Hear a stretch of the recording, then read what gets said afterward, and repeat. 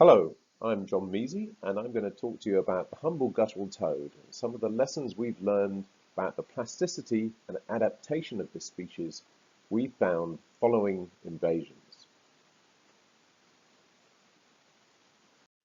So what do we know about the guttural toad in the native range?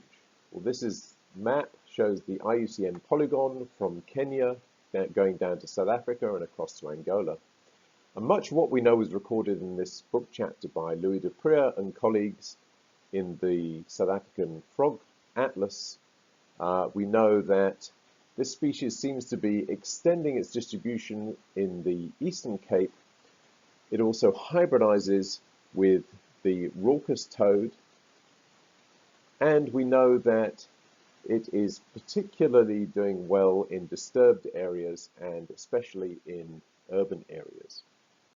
The first project we did on guttural toads was conducted by Nick Telford under the supervision of Alan Channing at UWC. And the objective was to find out the origin for the invasive populations in Mauritius, Reunion, and Cape Town. So we sampled guttural toads from throughout their distribution, even extending it all the way up into the Ethiopian highlands. And what we found is that the phylogeny of the guttural toads is divided into two major clades. This red clade that's found, that's extended on the eastern coast of South Africa and is also found in Pretoria and Johannesburg. And then this purple clade, which is the upcountry clade, and the blue clade, which mostly occurs in South Africa, includes all of our invasive populations, shown here in green. And only two of these haplotypes are shared, and they're all shared with toads that were caught in and around Durban. I'm going to talk first of all about the invasion from Durban into Constantia in Cape Town. Toads were first heard calling in the year 2000, as recorded in this note by Atherton de Villiers, but it's believed that either eggs or tadpoles were transferred in a pond plant movement between the two cities, and we were initially worried about the population of western leopard toads that also occurs in this area of Cape Town, as we thought they may suffer from competition with guttural toads.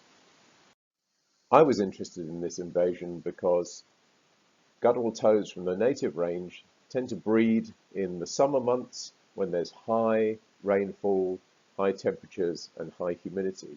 And yet they had invaded range with Mediterranean climate, low rainfall in summer, and low humidity with high temperatures. So how have they managed to do that? Well, together with PhD student Giovanni Vermicati and Sarah Davies, we looked at the field hydration state of toads in the native Durban, shown in grey here, where the mean was nearly 100%, and in the invasive range, shown here, where the mean dehydrated rate was at around 90%. Giovanni then conducted an experiment where he measured the endurance capacity of these toads by chasing them round and round in circles until they became exhausted. And what he found is that when both populations were hydrated to 100%, they performed equally well. But as you started to dehydrate them here to 90%, the invasive population is performing much better than native toads and significantly better at 80%. Carla Madler visited us from University of Sao Paulo and conducted this behavioral experiment where toads were placed in the center of this array, and in each of the arms was a petri dish with cotton wool, but only one of them contained water.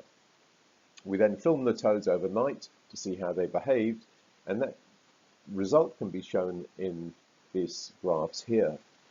So what happened to the native toads is that they found the water very quickly, but then they moved off and moved around various other places exploring this container.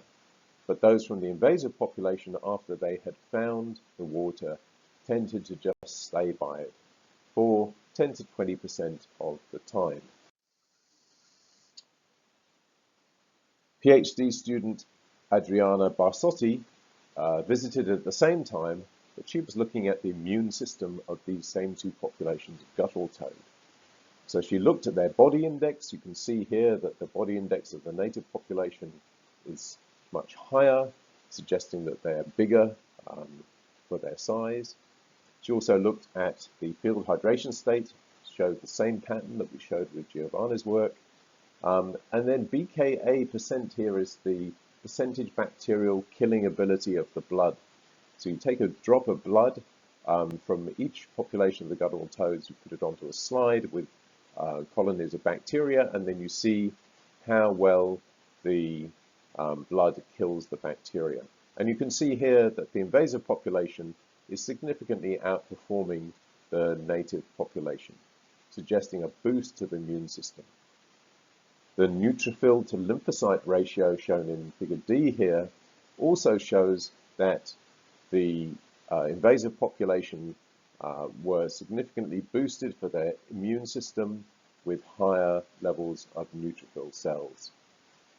Lastly, we measured the corticosterone levels in both populations. And this sort of boosted immune system, you might expect the animals to be more stressed, but in fact, corticosterone levels were exactly the same in the two populations, suggesting that it wasn't through stress that these animals had a boosted immune system. Giovanni also studied the breeding of populations in Durban and Cape Town by looking at animals at beginning and end of the breeding period. And what he found is that while toads from Durban had a typical income breeding strategy, that is, they breed whenever the rain falls, the ones in Cape Town were moving much more towards a capital breeding strategy. That is, they started storing fat and other resources in other organs in order to breed once at the beginning of breeding season like this. Lastly, in a study by Natasha Kruger, supervised by Louis Duprier at Northwest University, we studied the parasites of guttural toads in their native population and in the invasive population in Cape Town. As you can see, the native population had large amounts of parasites from ticks all the way through nematodes and blood parasites, but the invasive population in Cape Town just had these nematode cysts. We also looked at where guttural toads were mixed with Western leopard toads to see if there was any spillover, but the leopard toads there had no parasites, whereas Western leopard toads elsewhere in the range where they weren't in contact with guttural toads also had these cysts and nematodes. So there's no evidence that guttural toads have introduced novel parasites to the Western leopard toad, which is good. However, what we can see is that guttural toads are relieved of their parasites at Cape Town, which may give them a specific advantage known as the enemy release hypothesis. Next, I want to talk about invasions on Mauritius and Reunion. These were deliberate introductions. We know when they happened in 1922, again from Durban into Mauritius, and this time they were moved as biocontrol for cane beetles. It's the same reason that toads have been moved all over the world, cane toads, and most notably into Australia. But this time, guttural toads were moved. Guttural toads were then moved from Mauritius into Reunion 5 years later in 1927, and the reason given for that is biocontrol against mosquitoes.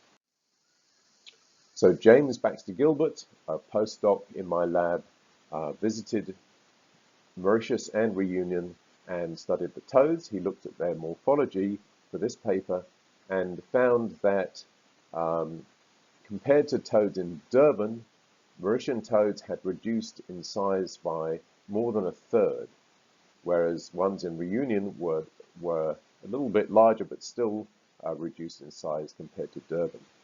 So not only had the toads reduced in size, but in Durban, females are much larger than males, shown here, whereas in Mauritius, they were the same size.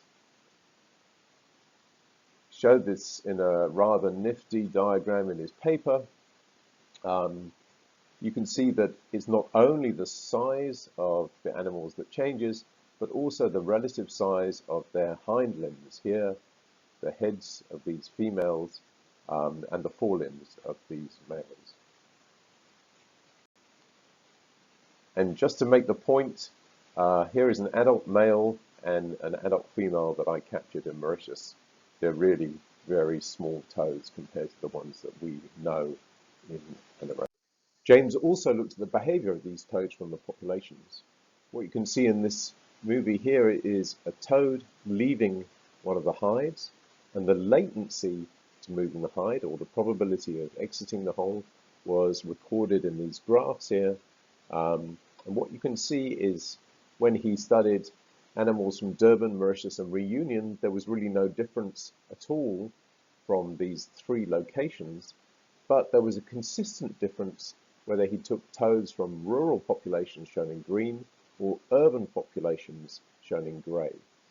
Animals from urban populations always had a higher probability of exiting the hide than those from rural populations, so they were bolder.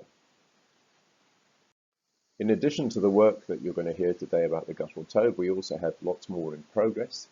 James is going to finish a paper about the performance of invasive and native populations. Jonathan Bell is joining my lab next year to study how to gain access and optimize searches for invasive guttural toads in Cape Town.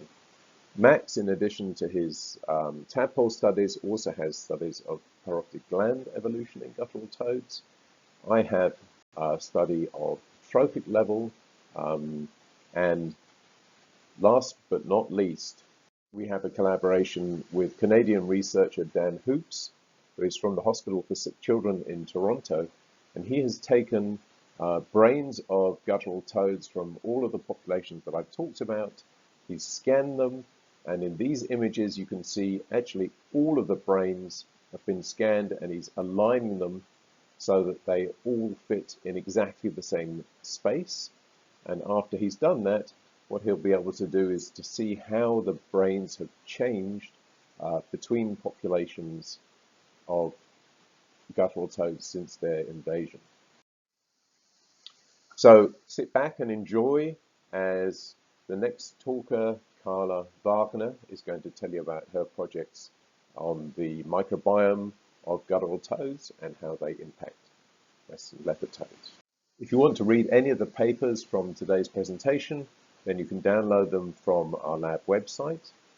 It only leaves me to say thank you very much to all of the collaborators from Easy Lab, all of the students, past and present, and thanks very much to all of those who gave permission for us to work on guttural toads, including KZN Wildlife and Cape Nature. We wouldn't have been able to do it without you guys. Thanks very much for your attention.